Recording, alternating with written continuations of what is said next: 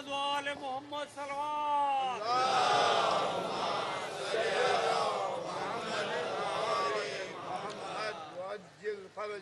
اعوذ باللہ السمیع العلیم من الشیطان اللعین الرجیم. بسم اللہ الرحمن الرحیم. الحمد للہ الملک الحق المبین المتصاغر لعظمتہ جبابرۃ الطاغین المتخاضع لکبریائہ عتاۃ المتمردین المعترف بربوبیتہ سائر الخلق اجمعین. والصلاة والسلام والتحیۃ والاکرام علی اشرف النبیین وخاتم المرسلین سیدنا و مولانا ابی القاسم محمد و اہل بیتہ الطیبین الطاہرین المعصومین المظلومین. اما بعد فقد قال اللہ سبحانہ وتعالی فی محکم کتابہ المبین. بسم اللہ الرحمن الرحیم. اقم الصلاۃ لدلوک الشمس الی غسق اللیل وقرآن الفجر انا قرآن الفجر کانا مشہودا ومن اللیل فتہجد بہ عسیٰ ان یبعثک ربک مقاما محمودا. صلوات.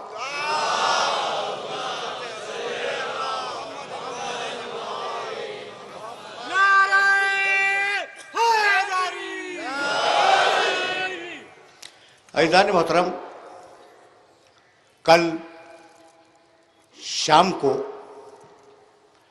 1435 ہجری کا آخری سورج ڈوب گیا اور سن 1436 ہجری کا پہلا چاند افق عالم پر نمودار ہوا. چاند نمودار ہوا اور ہمارے گھروں میں عزاخانے سج گئے.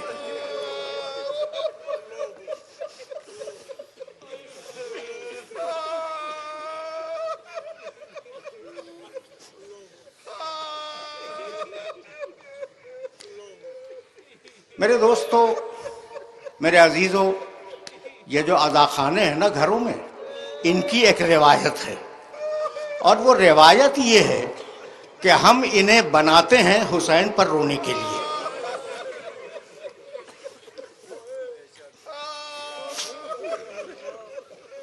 یہ عزاخانے حسین پر رونے کے لیے بنائے جاتے ہیں، یہی ہے نا؟ ابھی کیوں کسی اور کے رونے کے لیے عزاخانے کیوں نہیں بناتے ہو؟ بات کل اتنی ہے کہ حسین کی شہادت کے بعد حسین کے وارثوں کو جی بھر کے رونے نہیں دیا گیا. چھوٹی بچی جب باپ کو یاد کر کے روتی تھی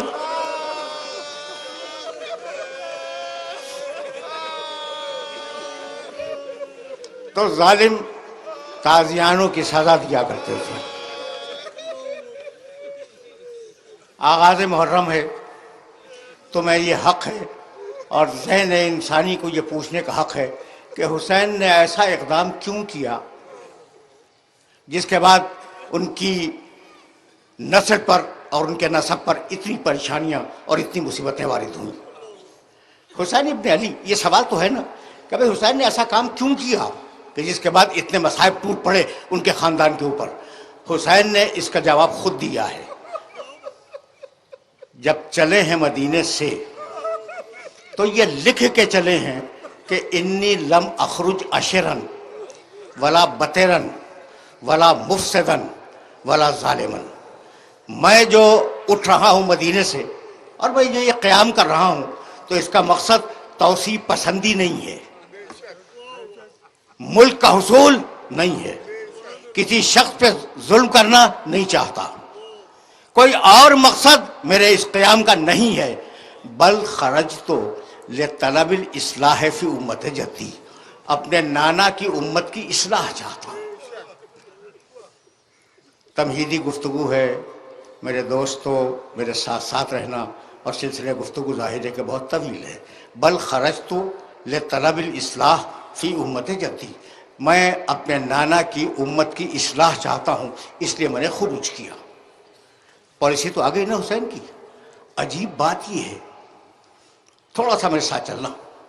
عجیب بات یہ ہے کہ حسین ابن علی نے صرف اپنی گردن نہیں دی. ذرا دیکھنا کہ کربلا کا واقعہ ہوا کیا ہے. تھوڑا سا تمہید میں وقت لوں گا اور پھر میں آئے مبارکہ کی طرف جاؤں گا. دیکھو بھائی، ابو طالب کے 4 بیٹے، طالب، جعفر، عقیل، علی. ٹھیک ہے نا. اب طالب کے سلسلے میں تاریخیں خاموش ہیں، کچھ نہیں ملتا. عقیل بہت مشہور شخصیت ہیں، تاریخ بھری ہوئی ہے ان کے تذکرے سے. جعفر طیار کو کون نہیں جانتا، اور علی ابن ابی طالب تو علی ابن ابی طالب ہیں. اچھا، بیٹے تو 4 تھے ابو طالب کے. ابو طالب کے بیٹے 4 تھے، لیکن کوئی بھی علی جیسا نہیں ہے. بھائی، عقیل علی جیسے نہیں ہے. ایک ماں باپ سے آئے لیکن عقیل علی جیسے نہیں ہے. جعفر طیار علی جیسے نہیں ہے. بھائی بہت توجہ رہے. طالب علی جیسے نہیں ہے، تو جب علی سگے بھائیوں جیسا نہیں ہے تو یہ یاروں سے کیا ملا رہے ہو؟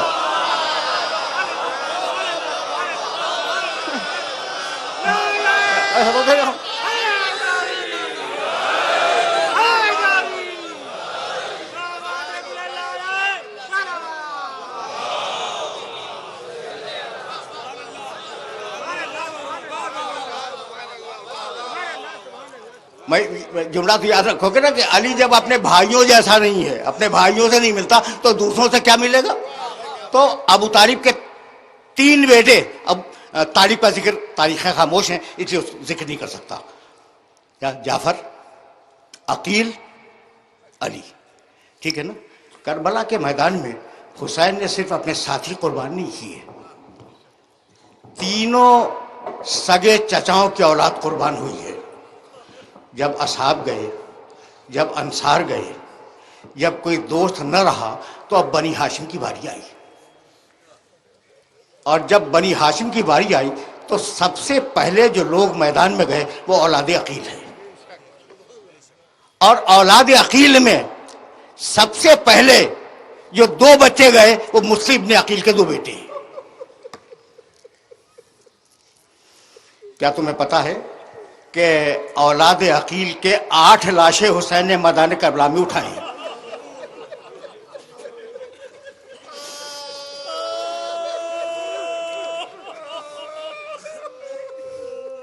اولاد عقیل.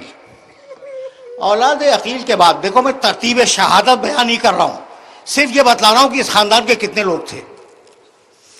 اولاد عقیل کے بعد اولاد جعفر طیار میدان میں آئی.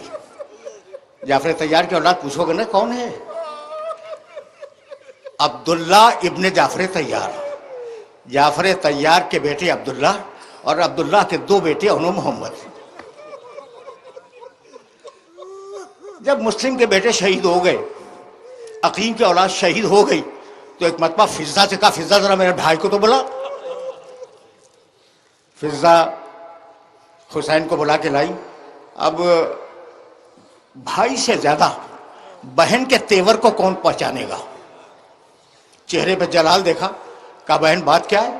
کہا بھیا سب کو جنگ کی اجازت ملی، میرے بیٹوں کو نہیں ملی.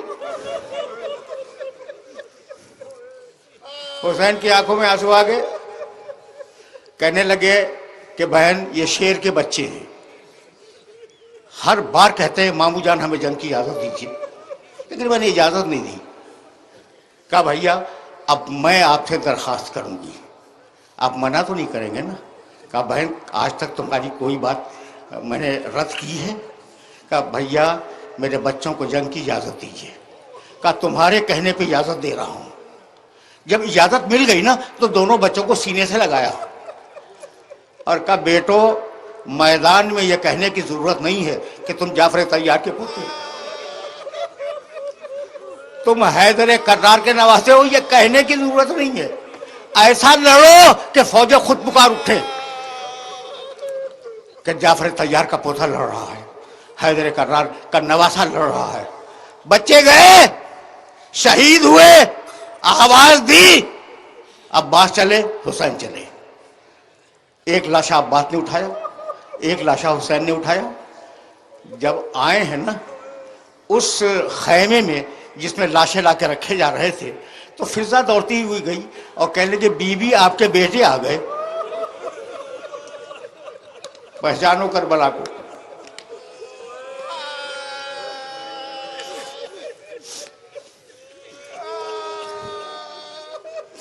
بی بی آپ کے بیٹے آ گئے. فرمانے لگی کہ میں نے تو انہیں مرنے کے لیے بھیجا تھا، یہ کیسے آ گئے؟ کہا بی بی چل کے تو دیکھ لیجئے. آئی، دونوں لاشوں پہ نگاہ پڑی، کہا بچوں میں تم سے خوش ہوں، تم نے مجھے سرخرو کر دیا. اولاد عقیل گئی، اولاد جعفر گئی، اور اب اولاد علی کی باری آئی. سنو تاکہ کربلا کی تلخیص تمہارے ذہن میں پہلی محرمی کو محفوظ ہو جائے. اولاد علی کی باری آئی. عباس، ان کے 3 بھائی، پہلے سب سے چھوٹے کو بھیجا، جب اس کا لاشا آ گیا تو پھر اس سے بڑے کو بھیجا، جب اس کا لاشا بھی آ گیا تو اس سے بڑے کو بھیجا، اور جب تینوں جا چکے تو ایک مرتبہ عباس نے کہا کہ مولا مجھے جنگ کی اجازت ہے.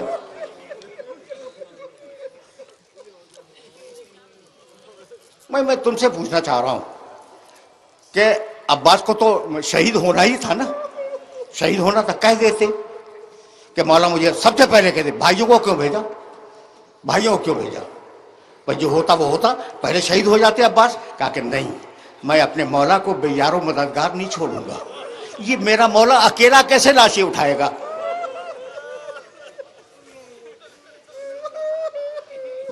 میسج پہنچ رہا ہے نا؟ تو اس وقت تک ساتھ رہے جب تک لاشوں کے اٹھانے کی ضرورت تھی. اولاد علی گئی، اس کے بعد اولاد حسن کی نوبت آئی. اب تمہارے سامنے وہ واقعہ تو بیان بہرحال نہیں کروں گا. 7 محرم کو ہوگا کہ گھوڑوں کی ٹاپیں پڑ رہی تھی اور وہ آوازیں دے رہا تھا وہ اماں دیکھنی.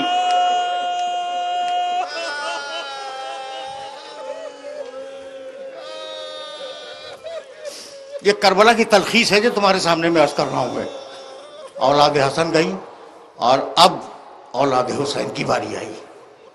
ترتیب شہادت نہیں ہے، یہ صرف سمجھانے کے لیے عرض کر رہا ہوں. میں بابا مجھے جنگ کی اجازت ہے؟ کہا اکبر تم میرے رسول کی شبیہ ہو، تمہیں اجازت نہیں دوں گا.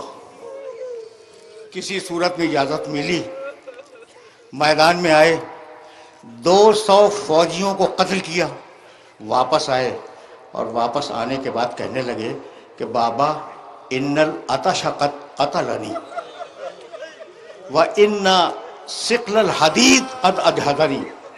بابا مجھے پیاس نے مار دیا، بابا مجھ سے یہ زیرہ کا بوجھ برداشت نہیں ہو رہا ہے، گرم ہو گئی یہ زیرہ. عقیق کی انگوٹھی دی کہ اسے منہ میں رکھو اور جاؤ. اور اب ایک مرتبہ حسین چلے اور گھٹیوں کے بل چلے. لاشا لائے علی اکبر کا رکھ دیا. ترتیب دیکھ رہے ہو نا تم؟ ترتیب سے میری مراد ہے کہ کس خاندان نے کتنے افراد دیے. خلاصہ اکبر شہید ہوئے. اب آیا وہ جو حسین کی فوج کا سپہ سالار تھا. اب وہ آیا جب کوئی نہ رہا نا، اب لاشیں اٹھانے والا کوئی نہیں ہے اور نہ لاشوں والے ہیں کہ جن کے لاشیں اٹھائے جائیں. مولا مجھے جنگ کی اجازت ہے. عباس تم میری فوج کے علمبردار ہو، تمہیں کیسے اجازت دے دوں؟ بس یہ سننا تھا. فنظر یمینا و شمالا، عباس نے دائیں دیکھا، عباس نے بائیں دیکھا. کہا مولا وہ فوج کہاں ہے؟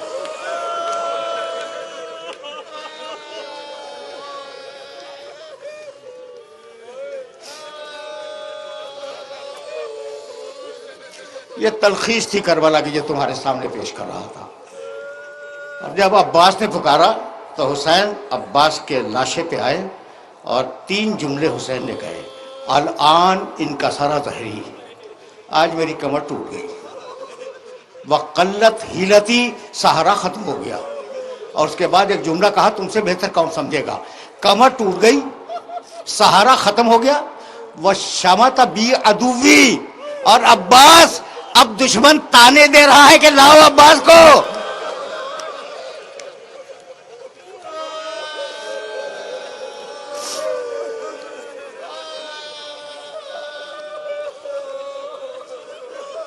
اب دشمن تانے دے رہا ہے کہ عباس کو لاؤ.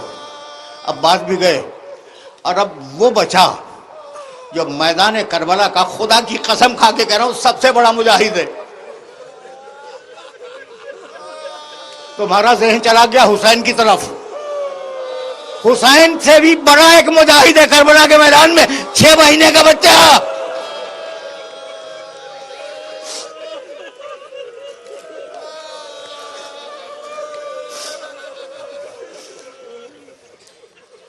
شہید ہوا، بچے کو دفن کیا، اور اب آواز دی: یا ابطال الصفا و یا فرسان الحیجہ مالی انادیکم فلا تجیبونی. اب ظاہر ہے کہ یہ میں خلاصہ بیان کر رہا تھا اور اب حسین نے گردن رکھ دی. بس میرے عزیزو، شروع کیا میں نے اولاد عقیل سے، ختم کیا حسین ابن علی کی شہادت پر. یہ تم نے دیکھا پوری رشتہ داریاں قربان کر دی، سگے چچازاد بھائی قربان کر دیے. بہت رشتے ہیں، اگر میں گنانے بیٹھ جاؤں تو بہت تفصیل طلب مسئلہ ہے. ساری رشتہ داریاں حسین نے قربان کر دی خدا کے دین پر. بس بتلانا یہ تھا، جملہ سنو اور اب میں اپنے موضوع کی طرف جا رہا ہوں. بتلانا یہ تھا کہ جو اپنے زمانے میں بہت توجہ رہے، بہت زیادہ توجہ کا خاصگار ہوں اس مرحلے پر، جو اپنے زمانے میں مقام محمود کا وارث ہو اور صدق و حق کا نمائندہ ہو، وہ باطل کے بیعت نہیں کر سکتا.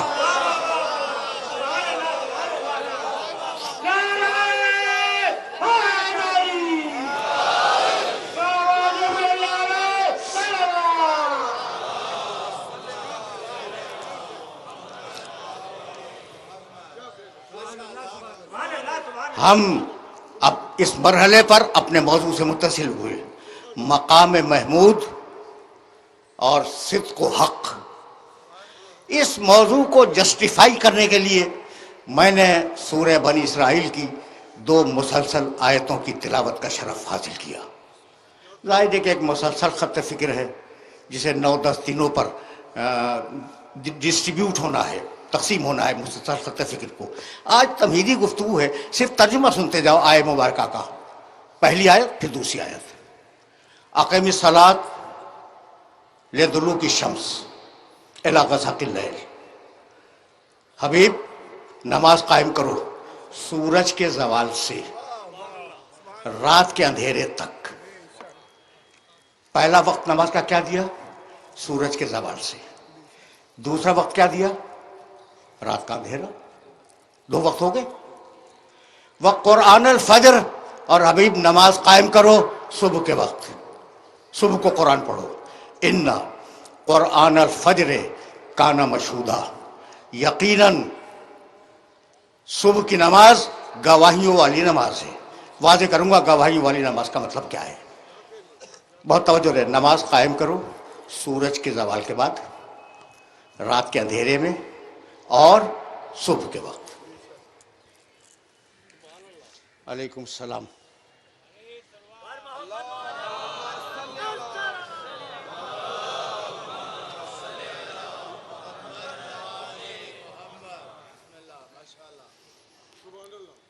بہت دنوں کے بعد حاضر ہوں آپ کی خدمت میں، تو مانوس تو ہیں نا یا نہیں؟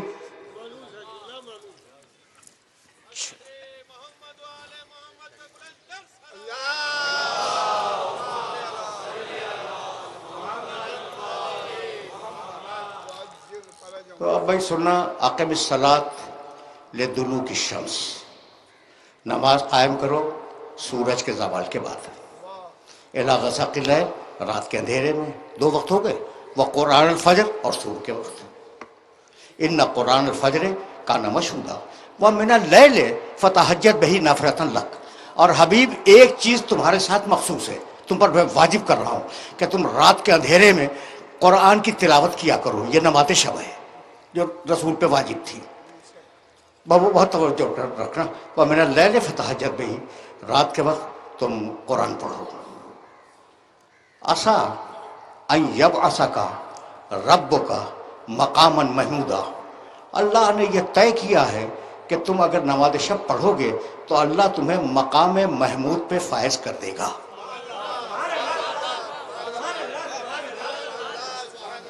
محمد وآل محمد صلوات.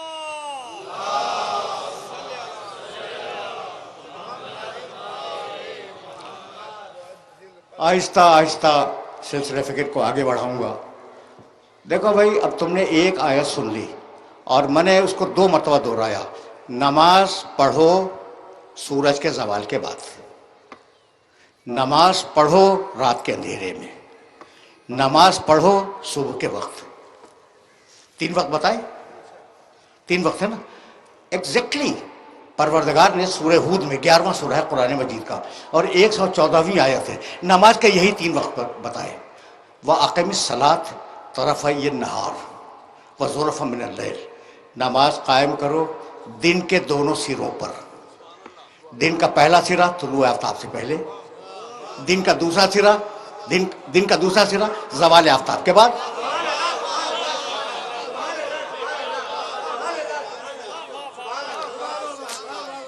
تمہید ہے اور اس تمہید کو بہت دور تک لے جانا چاہ رہا ہوں میں. اچھا بھائی، تو نماز قائم کرو. سورہ ہود 11واں سورہ، آیت کا نشان 114. کچھ ہوم ورک کر لیا کرو، میرے یہ حوالے جا کے دیکھنا. اس جگہ کام کی بات تو تمہارے سامنے پیش کروں گا نا، ان دونوں آیتوں کو سامنے رکھ کر. اچھا بھائی، تو زلفا من اللیل، رات کے اندھیرے میں، دن کے دونوں سروں پر، طلوع آفتاب سے قبل اور زوال آفتاب کے بعد، اور رات کے اندھیرے میں ابتدائی وقت میں. تو وقت کتنے ہیں بھائی؟ 3. اچھا، کسی کو اعتراض تو نہیں ہوگا؟ نہیں ہوگا بھائی. میں نے 2 آیتیں پڑھی ہیں اور دونوں آیتوں میں وقت کتنے؟ 3. نمازیں کتنی؟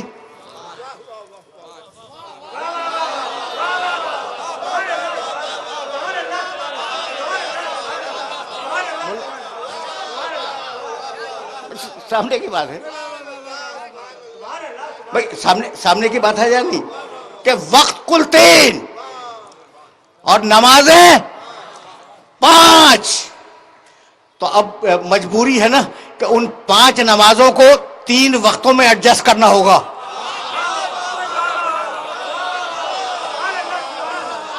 تو اب دنیا ہم سے پوچھتی ہے کہ ملا کے کیوں پڑھتے ہو، قرآن ان سے پوچھتا ہے کہ الگ الگ کیوں پڑھتے ہو.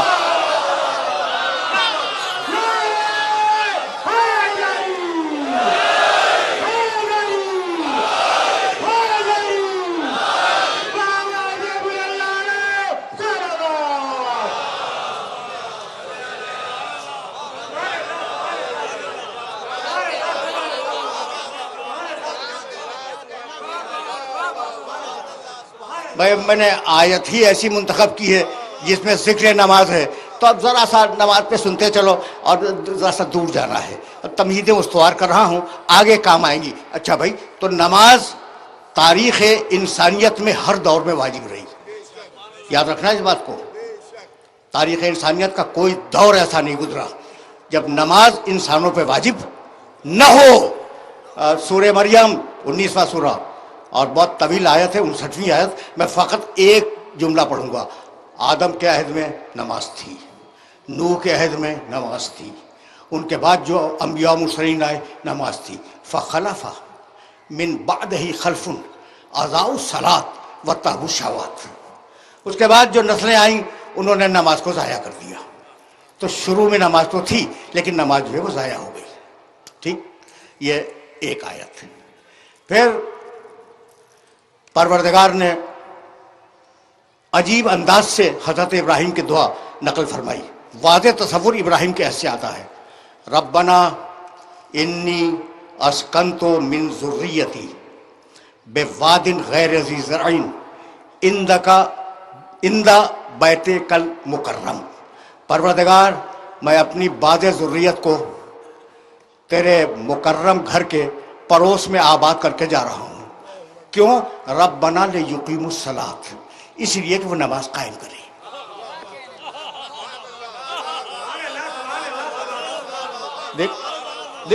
تیور دیکھ رہے ہو؟ یہ تو ابراہیم کا عہد تھا. اسماعیل کان یامر اہلہ بالصلاۃ والزکوٰۃ. اسماعیل ہمیشہ اپنی اولاد کو، اپنے اہل و عیال کو تاکید کرتے تھے کہ نماز قائم رکھو. اب یہاں تک آ گئے ہم، ابراہیم و اسماعیل یہ ہو گئے نا. اس کے بعد یا مریم اقنتی لربک واسجدی وارکعی مع الراکعین. مریم قنوت پڑھو، نماز پڑھو، رکوع کرو، سجدہ کرو.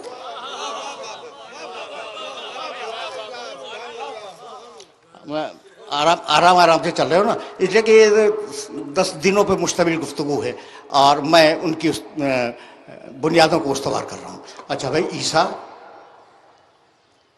مریم کا بیٹا عیسیٰ کہ کہنے لگے کہ انی عبداللہ آتانی الکتاب وجعلنی نبیا. عیسیٰ گود میں بولے تھے، میں اللہ کا بندہ ہوں، اللہ نے مجھے کتاب دی ہے، اللہ نے مجھے نبی بنایا ہے. وَأَوْصَانِي بِالصَّلَاةِ وَالزَّكَاةِ، اور اللہ نے مجھے وصیت کی کہ میں نماز قائم رکھوں.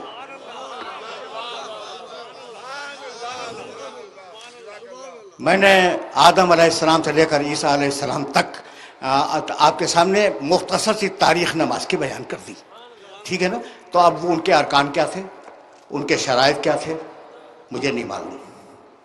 اور اگر کچھ توریت و انجیل میں مل جائے تو اسے بیان کرنے کا محل نہیں ہے. یہ میرا موضوع نہیں ہے کہ ان کی نمازوں کے ارکان کیا تھے، ان کے شرائط کیا تھے، ان کے لوازم کیا تھے. یہ میرا موضوع نہیں ہے. مسئلہ تو یہ ہے، مسئلہ کہ اقیم الصلاۃ لدلوک الشمس، تم نماز قائم کرو، اے مسلمانوں تم نماز قائم کرو. یہی ہے نا مسئلہ. تو اب ہم کیسے پڑھیں بھائی؟ ہم نماز کیسے پڑھیں بھائی؟ ہم سنت عیسیٰ پہ نہیں ہے، سنت موسیٰ پہ نہیں ہے، ہم نماز کیسے پڑھیں؟ اچھا بھائی سوال ہے نا. تو اچھا بھائی میں نے قرآن اٹھا لیا اور قرآن اٹھانے کے بعد دیکھا قم اللیل الا قلیلا، قم، قیام کرو. ایک آئٹم مل گیا مجھے، ٹھیک. پھر دوسرا آئٹم ملا ربک فکبر، تکبیرۃ الاحرام کو، یہ بھی مل گیا. ارکعوا واسجدوا، رکوع کرو سجدہ کرو، یہ بھی مل گیا. قیام بھی ملا، تکبیرۃ الاحرام بھی ملا، رکوع بھی ملا، سجدہ بھی ملا. بھائی مل گیا نہیں؟ یہ تو میں نے قرآن سے ڈھونڈ دیا. بہت سے میں نے ترک کر دیا ان سب کو. بھائی وہ میں اب کیا کروں گا؟ پہلے سجدہ کروں گا، اس کے بعد رکوع کروں گا،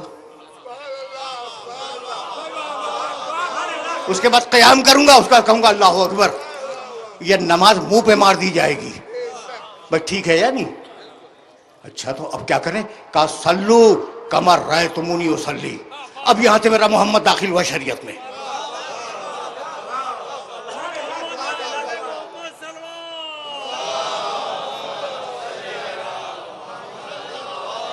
اب یہاں سے شریعت میں میرا نبی داخل ہوا. صلو، سب نے لکھا اس روایت کو، کما رأیتمونی اصلی. ویسے پڑھو جیسے مجھے پڑھتے ہوئے دیکھو، ویسے پڑھو جیسے مجھے پڑھتے ہوئے دیکھو. یعنی قرآن سے ڈھونڈ کے نہ پڑھنا، مجھے دیکھ کے پڑھنا. جو کتاب زمانے محمد میں کافی نہ ہو وہ آپ کو بعد میں کیسے کافی ہو گئی؟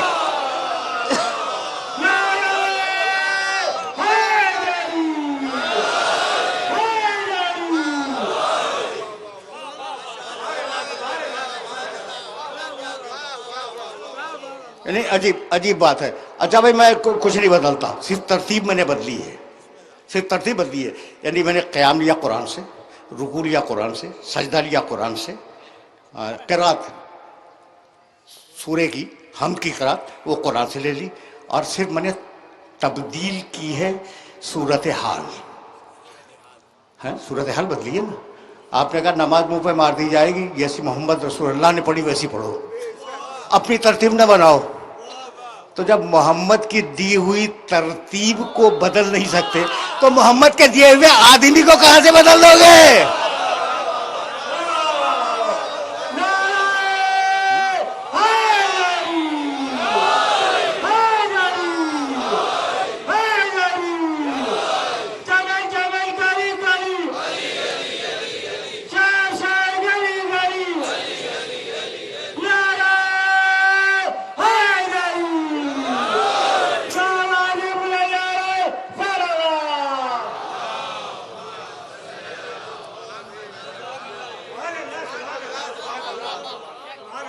بات واضح ہو رہی ہے؟ اچھا بھائی، تو اب آگے چلے. سلو دیکھنا بھائی، میں تو بڑی احتیاط سے بات کرنے کا عادی ہوں اور اتحاد بین المسلمین کا قائل ہوں، زبان سے نہیں دل سے. ٹھیک؟ تو جیسے مجھے دیکھو پڑھتے ہوئے ویسے پڑھو، یہی ہے نا؟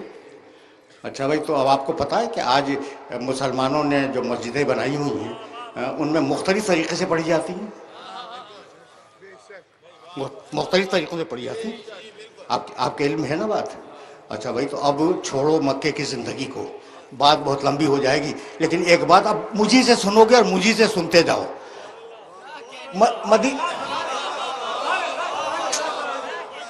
یہ بات دیکھو، مجھے بہت کنفیوژن ہے کہ دامن وقت تیزی سے سرک رہا ہے اور ظاہر ہے کہ مغرب سے بہرحال پہلے اس گفتگو کو تمام ہونا ہے. تو اب جہاں تک بھی میں بیان کر سکوں سن لو کہ میں کہنا کیا چاہ رہا ہوں. اچھا بھائی، تو مکہ کی زندگی کو چھوڑ دو، جیسا میں نماز پڑھتا ہوں دیکھو، دیکھ کے پڑھو، یہی تو ہے نا؟ اچھا بھائی، اب میں آپ کے خدمت عرض کروں. مکہ کی زندگی کو تھوڑی دیر کے لیے چھوڑ دیں. مدینے کی زندگی جہاں رسول ایک سربراہ، اسلامی معاشرے کے سربراہ کی حیثیت سے تشریف فرما ہے، 10 برس رہے نا مدینے میں. اچھا بھائی، 10 برس میں ایک دن میں کتنی نمازیں پڑھی؟ 5 مرتبہ. لوگوں کے سامنے جماعت پڑھاتے تھے. کتنی پڑھی بھائی ایک دن میں؟ 5 مرتبہ. اچھا بھائی، اب روز 5 مرتبہ اگر 30 دن کا مہینہ فرض کیا جائے تو ایک مہینے میں کتنی ہوئی؟ 150.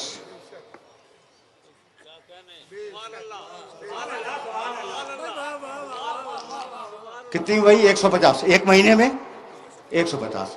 اچھا بھائی، اب 150 کو 12 مہینوں سے ضرب دے دو، کتنی ہوئی؟ 1800. 1800 نمازیں ہو گئی، یعنی ایک سال میں 1800 نمازیں ہوئی. اور رسول نے 10 سال سے گزارے ہیں مدینے میں، تو اب 10 کو ضرب دے دو تو 18,000 نمازیں. مسلمانوں نے 18,000 مرتبہ رسول کو نمازیں پڑھتے ہوئے دیکھا، اور پھر اختلاف ہو گیا. تو یا آنکھ خراب تھی یا دل خراب تھا؟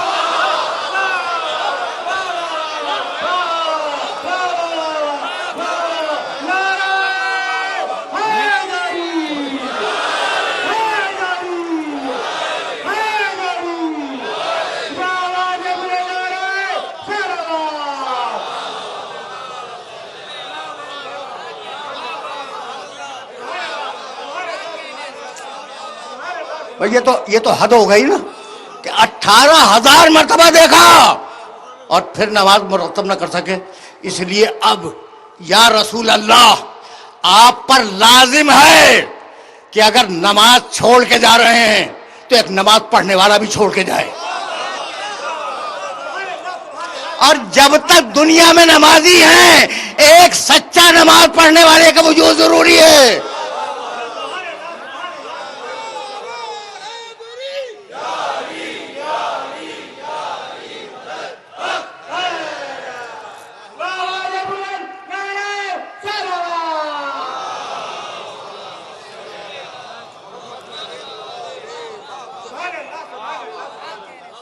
بھائی یہی سبب ہے. اب جملہ سنو، میں کبھی کبھی واقعات بیان کرتا ہوں کہ جنگ جمل کے بعد علی نماز پڑھا رہے تھے اور ان کے پیچھے پرانے صحابہ کرام میں سے 2 بزرگ تشریف فرما تھے، عمران ابن حسین اور مطرف ابن عبداللہ رضی اللہ تعالیٰ عنہما. یہ دونوں بزرگ تشریف فرما تھے. اور علی ان کو نماز پڑھا رہے. پوری جماعت پڑھ رہی ہے نماز, وہ بھی علی کے پیچھے پڑھ رہے ہیں. ٹھیک ہے نا. جب نماز ختم ہوئی تو ایک صحابی نے دوسرے صحابی کو دیکھا اور کہا اس جوان نے آج رسول کی نماز یاد دلا دی.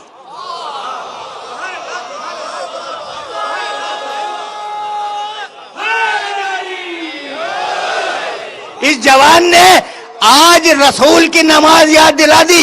یعنی یہ جوان فقط منبر کا وارث نہیں ہے, مصلی کا بھی وارث ہے.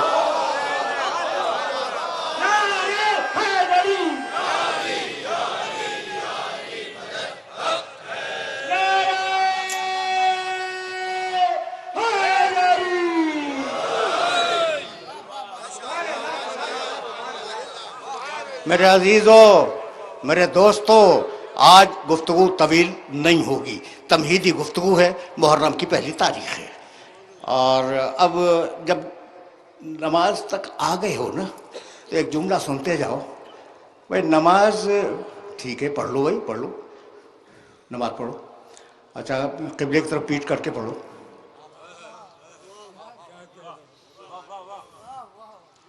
نماز پڑھو اور جان بوجھ کے قبلے کی طرف پیٹ کر لو. نہیں, تم پر واجب ہے کہ قبلے کی تحقیق کرو. ماتھا ٹیکنا ہے اس گھر کے آگے جو اللہ کا ہے یا نہیں؟ قد نرا تقلب وجهك في السماء فلا نولینک قبلۃ ترضاها. تحویل قبلہ کی آیت. حبیب ہم دیکھ رہے ہیں کہ تم آسمان کی طرف گھور گھور کے دیکھ رہے ہو, تو مت گھبراؤ حبیب, ہم تمہارے دل کی بات کو سمجھتے ہیں. ہم تمہیں اس قبلے کی طرف موڑ دیں گے جو تمہاری مرضی کا قبلہ ہے. نماز اللہ کی مرضی, محمد کی.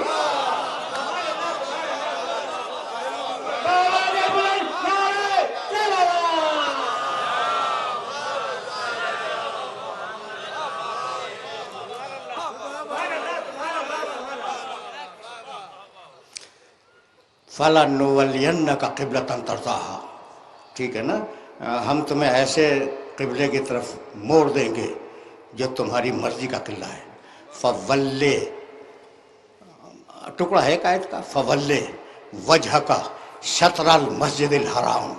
تو حبیب اب آج سے تم کعبے کی طرف رخ کرنا اور کعبے کی طرف نماز پڑھنا. اب کعبے کا ذکر آیا اور مولود کعبہ کا تذکرہ نہ ہو, یہ ممکن نہیں ہے.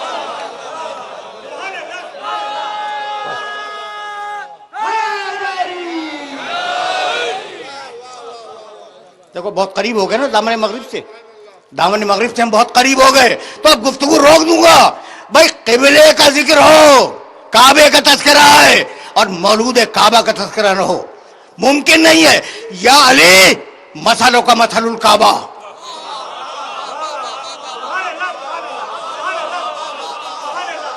وقت ہوتا تو حوالوں کے انبار لگا دیتا, لیکن میری زبان پہ اعتبار کر لو, اس لیے کہ برسوں سے مجھے سن رہے ہو اور میں آنکھ سے دیکھ کے پڑھنے کا عادی ہوں.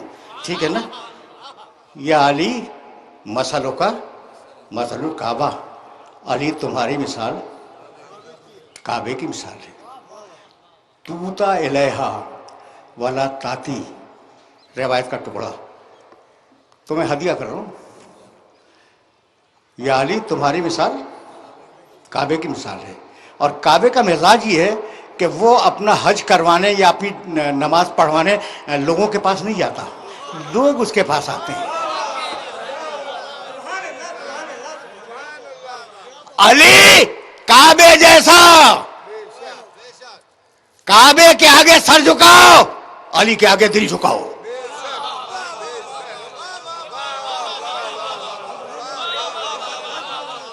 علی کعبے جیسا, کعبے کے آگے سر جھکاؤ, علی کے سامنے دل جھکاؤ.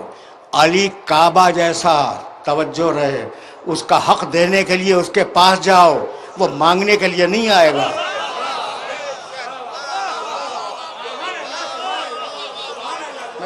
میسج پہنچے گا.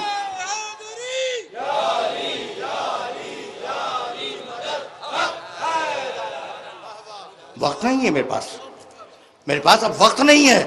یا علی تیری مثال کعبے کی مثال, کعبے کی طرف سر جھکے, تیری طرف دل جھکے. یا علی کعبہ اپنا حق مانگنے کسی کے پاس نہیں جاتا، تو اپنا حق مانگنے کسی کے پاس نہیں جائے گا۔ اور اب کعبے کی وہ مثال جو سب کے ذہن میں موجود ہے، جائیے ضد کر کے کعبے کی طرف پیٹ کر کے نماز پڑھ لیں، وضو بھی کریں، نماز بھی صحیح پڑھیں، لیکن کعبے کی طرف پوچھو، خدا کی قسم منہ پہ مار دی جائے گی۔ تو علی کی طرف پوچھ کر کے کب تک چلتے رہو گے؟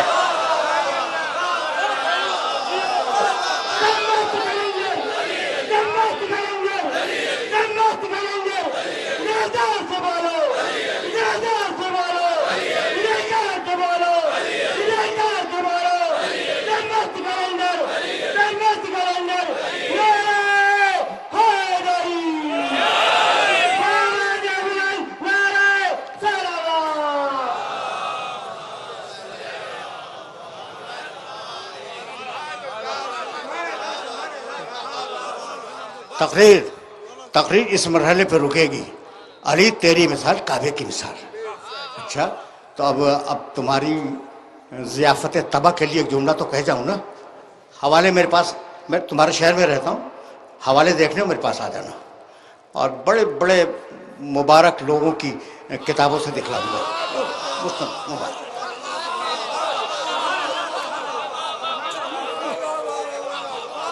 ہے، بزرگوں نے خدمت کی ہے، اسلام کی حدیثیں لکھی ہیں، تو اب وہ ان بزرگوں سے ذرا میں روک کے ایک نظر ڈالنا چاہ رہا ہوں ان کی کتابوں پر۔ عجیب بات ہے، علی کی مثال کعبے کی مثال۔ اب ایک بات بتاؤں، بس تقریر تمام ہو رہی ہے، 2 جملے مصاحب کے عرض کروں گا، اس لیے کہ آغاز میں مصاحب میں بیان کر چکا 2 جملے، لیکن اب یہ تو سنتے ہی جاؤ۔ میں ایک حدیث کی کتاب دیکھ رہا تھا اور نون کا چیپٹر دیکھ رہا تھا، تو مجھے روایت نظر آئی، النظر الی الکعبۃ عبادۃ، کعبے کی طرف نگاہ کرنا عبادت ہے، ظاہر ٹھیک ہے نا۔ اچھا پھر اب انہوں نے کئی روایتیں لکھی تھی، النظر الی المصحف عبادت، قرآن پہ نگاہ کرنا عبادت ہے، کعبے کی طرف نگاہ کرنا عبادت ہے، قرآن پہ نگاہ کرنا عبادت ہے۔ تیسری روایت لکھی النظر الی العالم عبادہ، عالم کے چہرے پہ نگاہ کرنا عبادت ہے، اور چوتھی لکھی النظر الی الوالد عبادہ، باپ کے چہرے پہ نظر کرنا عبادت ہے۔ سن لیا تم نے؟ سن لیا بھائی، بہت توجہ رہے، لیکن میری تقریر تمام ہو گئی اور میں صاحب کے 2 جملے عرض کروں گا۔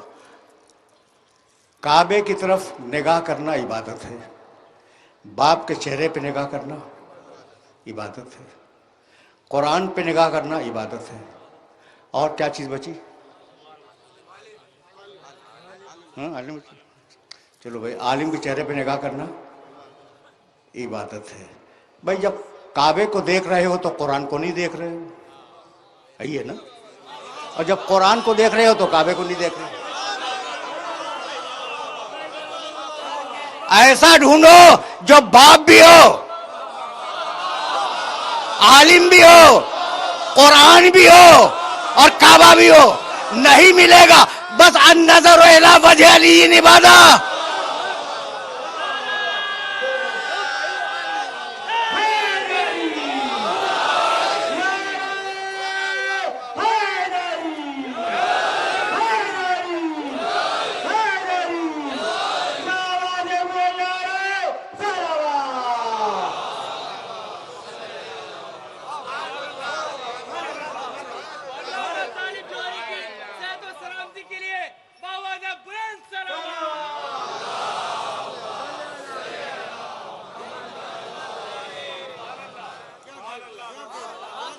جب یاد رکھو گے نا، جب میں غلو نہیں کرتا، غلو کے معنی جانتے ہو؟ حد سے کسی ذات کو بڑھا دینا، یہ غلو ہے، اور میں ممبر سے کہہ رہا ہوں کہ میں غلو نہیں کرتا، اس لیے کہ حد سے بڑھانے کو کہتے ہیں نا غلو۔ مجھے آل محمد کی حد ہی نہیں معلوم تو میں کیا کروں؟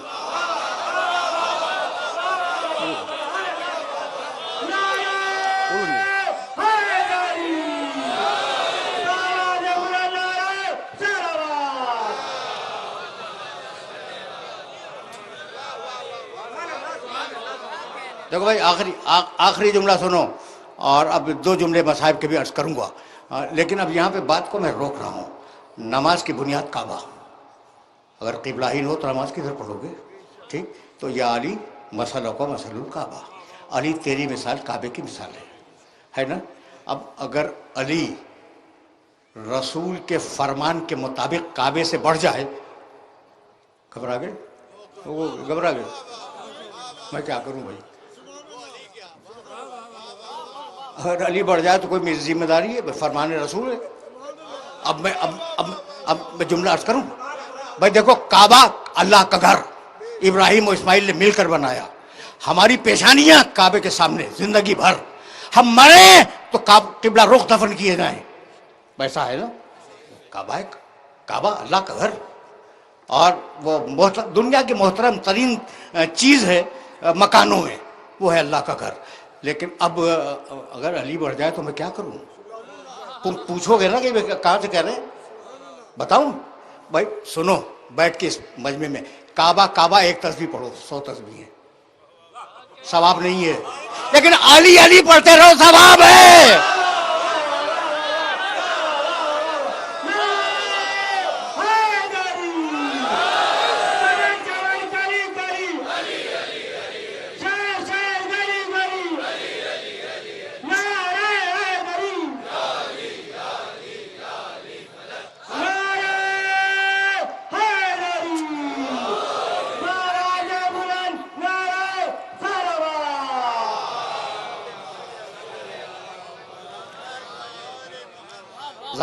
ظاہر ہے کہ میں بغیر دلیل کے بات نہیں کرتا۔ تم پوچھو کہ علی کرنا کہاں سے ثواب ہو گیا؟ کیا رسول کی روایت ذہن میں نہیں؟ ذکر و علی عبادت، علی کا ذکر عبادت ہے، تو جب علی کا نام زبان پہ آ جائے تو عبادت نہیں ہوئی؟ یہ ہے وارثان نماز، یہ ہے وارثان کعبہ۔ سمیٹو تو علی، پھیلاؤ تو 12 تک جائے۔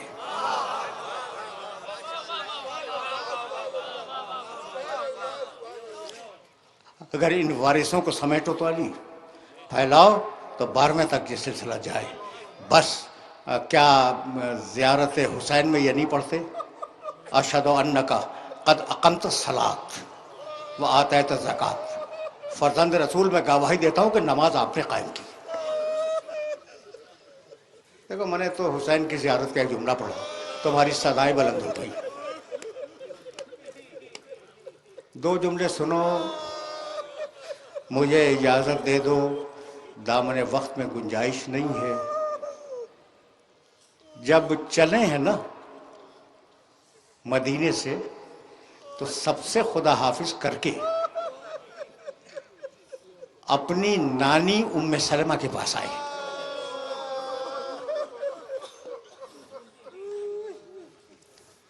اچھا بھئی اب روکو، میری مجبوری ہے، بہت تیزی کے ساتھ جملہ بیان کروں گا تاکہ یہ بات مربوط ہو جائے۔ ذرا سا روکو اس مقام پر۔ ام سلمہ رسول کی امہات المومنین میں ہیں، رسول کی زوجہ مبارکہ۔ ایک دن رسول ان کے گھر آئے اور آنے کے بعد کہنے لگے، ام سلمہ آج میری طبیعت ناساز ہے، میں کسی سے نہیں ملوں گا، میں حجرے میں لیٹ رہا ہوں، دروازہ بند کرو، دروازے کے باہر بیٹھ جاؤ۔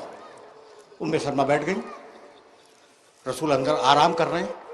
کچھ دیر میں رسول کا چھوٹا نواسا حسین ٹہلتا ہوا آیا، سننے کی بات ہے۔ اچھا بڑے بڑوں نے اس روایت کو لکھا ہے، اور اس نے اندر جانا چاہا، ام سلمہ نے روک لیا، کہا حسین مت جاؤ، تمہارے نانا آرام کر رہے ہیں، انہوں نے منع کیا ہے کہ کوئی داخل نہ ہو۔ تو ایک مرتبہ بچے نے منہ اٹھایا، کہا نانی اماں کیا ہمیں بھی منع کیا ہے؟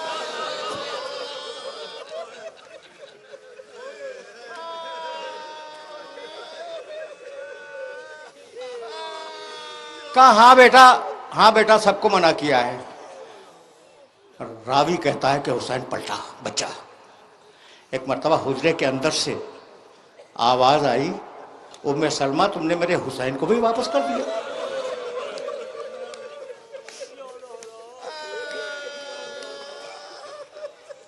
ام سلمہ گھبرا گئی، دوڑتی ہوئی آئی حسین کے پاس، کہا بیٹے چلو تمہیں رسول بلا رہے ہیں، نانا بلا رہے ہیں۔ کہا کہ نانی اماں نانا تو اب کسی سے ملیں گے نہیں نا، تو اب ہم تو واپس جا رہے ہیں۔ گود میں اٹھا لیا بچے کو، کہا ام سلمہ نے کہ حسین میں نہیں جانتی تھی کہ وہ اور ہیں جن سے رسول ملنا نہیں چاہتے، تو اور ہے۔ گود میں لائیں، رسول کے سینے پہ لیٹا دیا اس بچے کو اور دروازہ بند کر کے بیٹھ گئی۔ اتنے میں حجرے کے اندر سے رسول کے رونے کی آواز بلند ہوئی۔ باہر سے پوچھا یا رسول اللہ اجازت ہے کہ میں اندر آ جاؤں؟ کہا ہاں ام سلمہ آ جاؤ۔ ام سلمہ بیان کرتی ہیں کہ رسول کے سینے پر حسین لیٹا ہوا تھا اور رسول کی مٹھی میں کچھ تھا اور رسول زار و قطار رو رہے تھے۔ کہا یا رسول اللہ ہوا کیا؟ کہا جبریل آئے تھے، مجھے ایک ہولناک دشت کا منظر دکھلایا اور کہا یا رسول اللہ یہ بچہ آپ کو بہت پسند ہے نا، یہ کربلا کے میدان میں 3 دن کا بھوکا پیاسا شہید کیا جائے گا، اور ایک مٹھی خاک اٹھا کر مجھے دے دی۔ ام سلمہ یہ مٹھی کی خاک اپنے پاس محفوظ رکھ لو اور اسے شیشی میں رکھنا، روز دیکھتی رہنا، جب تک یہ مٹی مٹی رہے میرا حسین زندہ ہے، اور جب مٹی خون بن جائے سمجھ لینا کہ حسین شہید ہو گیا۔ آئے نانی اماں اجازت ہے؟ کہا بیٹے کہاں جا رہے ہو؟ کہا عراق۔ کہا نہ بیٹے کہیں بھی جاؤ، عراق مت جاؤ، تمہارے نانا کہتے تھے میرا حسین عراق میں شہید ہوگا۔ کہا نانی اماں قریب آئیں، ام سلمہ قریب آئیں، دونوں انگلیوں کا کہا درمیان میں دیکھیے۔ کہنے لگی بڑا بھیانک منظر نظر آ رہا ہے۔ کہا نانی اماں تفصیل میں نہیں جا رہا ہوں میں، نانی اماں یہ وہی میدان ہے جس میں مجھے شہید کیا جائے گا۔ زمین کربلا بلند ہوئی، رینج میں آئی آنکھوں کی، حسین نے ایک مٹھی خاک اٹھائی اور کہا نانی اماں اس خاک کو بھی وہیں رکھ لیں جہاں نانا جان کی خاک رکھی ہوئی۔ بس میرا آخری جملہ سنو، جب حسین رخصت ہو گئے نا تو یہ بوڑھی بیوی روزانہ اس شیشی کو دیکھا کرتی تھی۔ ایک دن خواب میں رسول آئے، 10 محرم کا دن تھا، دیکھا کہ لباس پہ مٹی ہے، سر پہ مٹی ہے، ہاتھوں پہ مٹی ہے۔ کہا یا رسول اللہ آپ کی یہ کیفیت کیا ہے؟ کہا کیا بتلاؤں، میرا نواسا کربلا کے میدان میں شہید ہوا، وہ میری گود میں تھا۔ وَسَيَعْلَمُ الَّذِينَ ظَلَمُوا أَيَّ مُنقَلَبٍ يَنقَلِبُونَ رَبَّنَا تَقَبَّلْ مِنَّا إِنَّكَ أَنْتَ السَّمِيعُ الْعَلِيمُ۔